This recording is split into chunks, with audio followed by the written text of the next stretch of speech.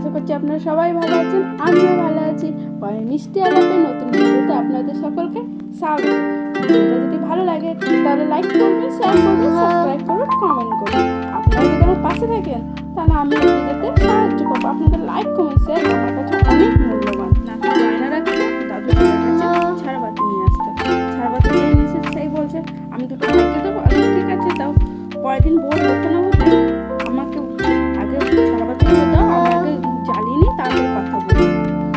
ঠিক আছে, শুরু হয়ে গেছে। ভোর 4:30টার সময় শুরু হয়ে গেছে। আর সারা রাত ঘুমিয়ে সারা রাতেই বাজি ফুটে।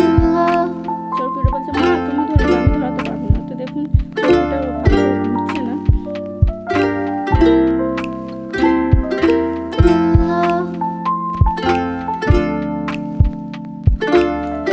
পরের দিন সকালবেলা চলে গেল টাকা তুলতে।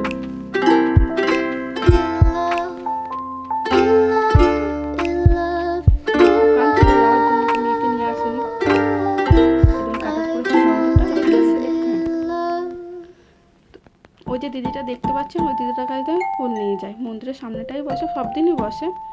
তো বৃহস্পতিবার করে কিন্তু খুব ফুল নিয়ে যায়। এই যে কালী মায়ের মন্দিরটা এখন সব পুজো দেওয়ার জোগাড় হচ্ছে। এই টিমের সামনে চলে এসেছে, সামনেই ভি মাঠ। দেখুন ভিড় দেখুন, 3-4 জনের পরে আছে। ভাবছি গোপালের জন্য একটু মিষ্টি নিয়ে যাবো, বাড়ি থেকে পুজো দেবো মহালয়ের দিন।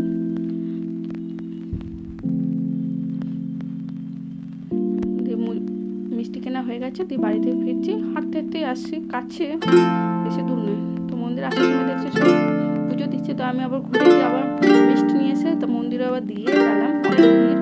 তো এখন পুজো শুরু হয়েছে। আবার এসব মেয়েটা